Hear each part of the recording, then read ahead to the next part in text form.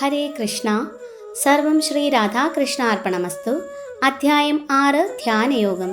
ശ്ലോകം 30. യോ മാം പശ്യതി സർവത്ര സർവം ച മയി പശ്യതി തസ്യാഹം ന പ്രണശ്യാമി സ ച മേ ന പ്രണശ്യതി. വിവർത്തനം. എവിടെയും ഞാൻ കുടികൊള്ളുന്നതായും എല്ലാം എന്നിൽ അടങ്ങുന്നതായും കാണുന്നവന് ഞാൻ ഒരിക്കലും നഷ്ടപ്പെടുകയില്ല, എനിക്ക് അവനും നഷ്ടപ്പെട്ടു പോവില്ല.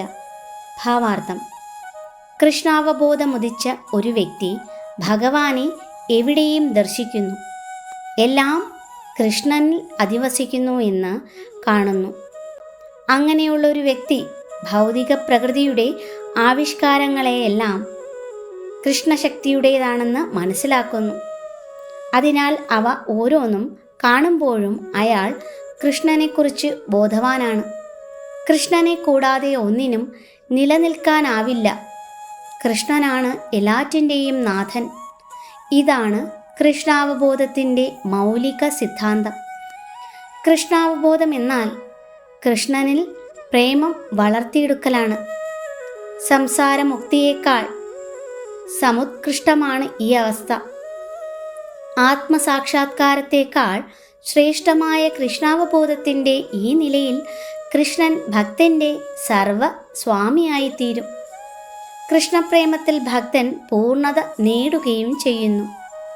ഈ വിധത്തിൽ അയാൾ കൃഷ്ണനോട് ഏകീഭവിക്കുന്നു. അങ്ങനെ ഭഗവാനും ഭക്തനുമായി അടുത്ത ബന്ധമുണ്ടാകുന്നു. ഈ നിലയിലെത്തിയ ജീവാത്മാവിന് ഒരിക്കലും നാശമില്ല. ഭഗവത് ദർശനം ഭക്തന് ഒരു നിമിഷത്തേക്ക് പോലും നഷ്ടപ്പെടുന്നുമില്ല. കൃഷ്ണനിൽ ലയിക്കൽ ആത്മീയ വിനാശമാകുന്നു. ആ വിപത്തിൽ ഭക്തൻ ചെന്നു ചാടാറില്ല. ബ്രഹ്മസംഹിതയിൽ പറയുന്നു 5:38 പ്രേമാഞ്ജന ചുരിതഭക്തി വിലോചനേന സന്തഃ സദൈവ ഹൃദയേഷു വിലോകയന്തി യം ശ്യാമസുന്ദരമചിന്യ ഗുണസ്വരൂപം ഗോവിന്ദമാദി പുരുഷം തമഹം ഭജാമി. ഭക്തൻ്റെ പ്രേമാഞ്ജനമെഴുതിയ കണ്ണുകൾക്ക് എപ്പോഴും ദൃശ്യനായിട്ടുള്ള ആദിപുരുഷനായ ഗോവിന്ദനെ ഞാൻ ഭജിക്കുന്നു. ഭക്തഹൃദയത്തിലത്രേ തൻ്റെ ശാശ്വതമായ ശ്യാമസുന്ദര രൂപത്തിൽ അവിടുന്ന് വാഴുന്നത്. ഈ അവസ്ഥയിൽ കൃഷ്ണൻ ഒരിക്കലും ഭക്തൻ്റെ കണ്ണിൽ നിന്നും മറയുന്നില്ല. ഭക്തന് ഭഗവാനെ ദർശിക്കാതെ ഒരു നിമിഷം പോലും കഴിക്കേണ്ടി വരുന്നില്ല. ഇതുപോലെയാണ് കൃഷ്ണനെ പരമാത്മസ്വരൂപേണ ഹൃദയത്തിൽ ദർശിക്കുന്ന യോഗിയുടെയും സ്ഥിതി.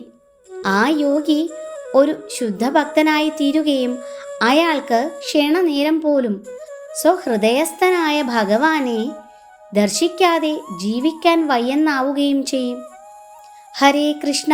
സർവം ശ്രീ രാധാകൃഷ്ണ അർപ്പണമസ്തു.